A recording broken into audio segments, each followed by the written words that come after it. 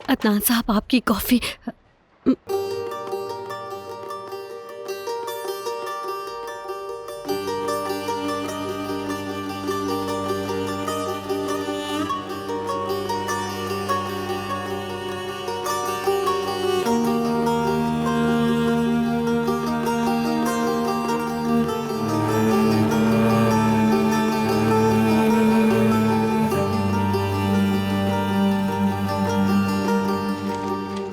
शायद मुझे चलना चाहिए।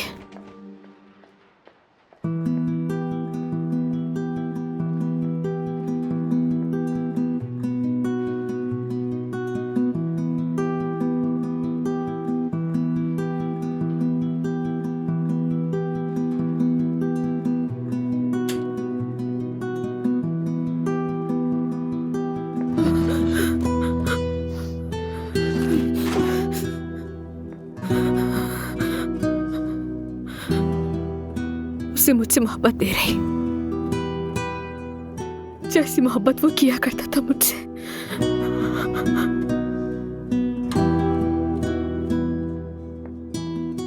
ज़मरुद, कुलसुम, क्या हुआ? वो मुझे माफ नहीं करेगा, चाहे कुछ भी करूं वो नहीं करेगा मुझे माफ।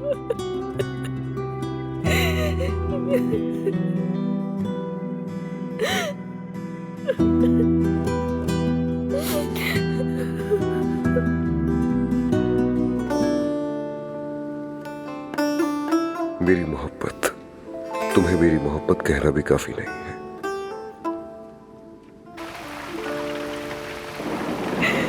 मैंने तुमसे मोहब्बत की थी बस, क्योंकि मेरे लिए तुम एक लामहदूद सूरज हो, तुम बाहर का जंगली फूल हो।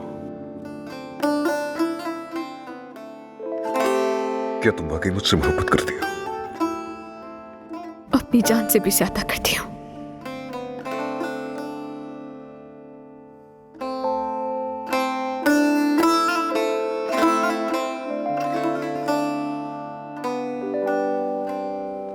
तुम उस मां के शफकत भरे हाथ हो जो मैंने खो दिए। तुम मेरे मरहूम वालिद के इत्र की खुशबू हो, लेकिन तुम उनकी तरह मत जाना ज़मरुद।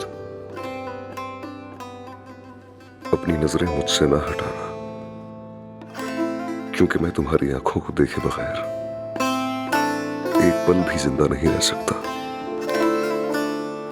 तुम्हारी आंखों के बगैर मैं अंधा हो जाऊंगा।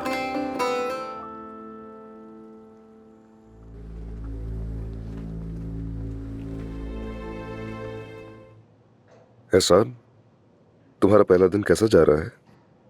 बहुत अच्छा जा रहा है बॉस। उमर साहब का शुक्रिया, वो बहुत मददगार हैं। इनके साथ अपनापन लगता है। जबरदस्त। कैसे हैं सब लोग? माशाल्लाह, मैं देख रहा हूँ किसी ने मेरा इंतजार नहीं किया, सब लोग वैसे ही शुरू हो गए। बस चाचा, खैरियत तो है? लगड़ा कर क्यों चल रहे हैं? अरे नहीं नहीं भतीजे, कोई ऐसी बड़ी बात नहीं है। हम दोनों शिकार कर रहे थे तो मेरा पाँव मुड़ गया। तुम लोग क्या कर रहे हो? हमारे नए जनरल डायरेक्टर ने फैसला कर लिया है। अब्बास साहब, अब आपके रिटायरमेंट का वक्त आ गया है। डायरेक्टर बोर्ड आपकी तमाम जिम्मेदारियां संभाल लेगा।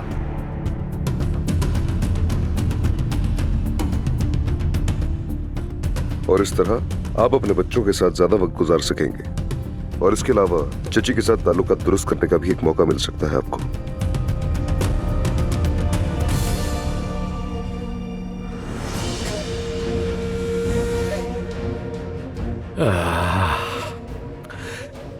इस कुर्सी पे कभी मेरा प्यारा आदिल बैठा करता था, मगर अब वो जमीन के नीचे है। इस फानी दुनिया में मुझे अपनी कुर्सी की क्या परवाह हो सकती है? सच बताऊं तो मेरे लिए ये पैसा, दौलत और शोहरत कोई माने नहीं रखता। ये सब कुछ भी नहीं है मेरे लिए। मगर आप सब लोग अलग हैं। और हाँ, तुम जिस कुर्सी पे बैठकर मजे ले रहे हो, ये तुम्हारे चचा की है। ये बात जानते हो ना? और मेरे पास तुम्हें दिखाने के लिए कुछ है भतीजे।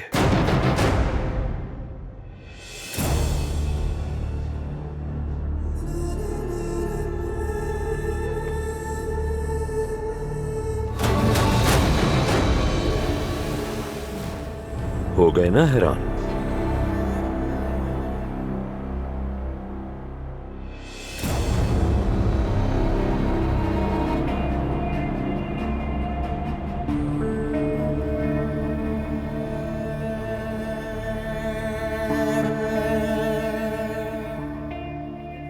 कहां से मिलेगी आपको? पोस्टमैन लेकर आया था।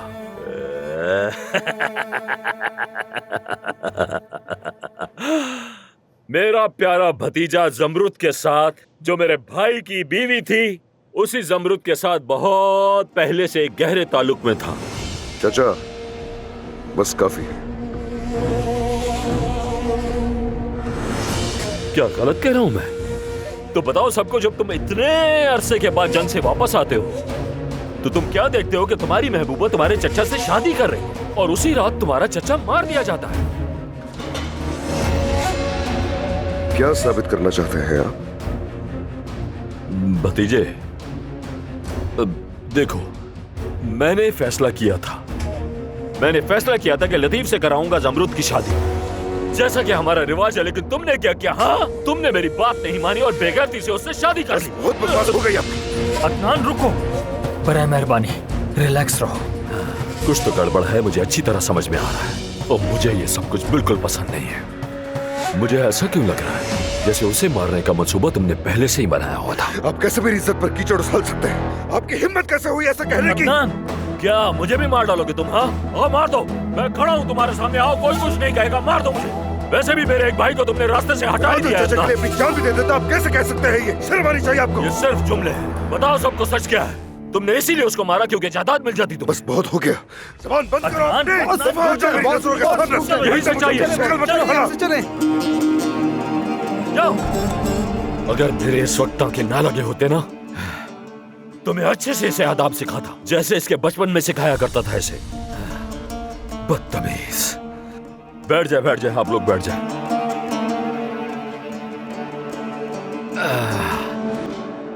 या अल्लाह, मेरा ख्याल है कि सब लोग अपने फैसले पर एक बार फिर गौर कर लें। आप लोग यकीन करें कि आदिल भी यही चाहता था।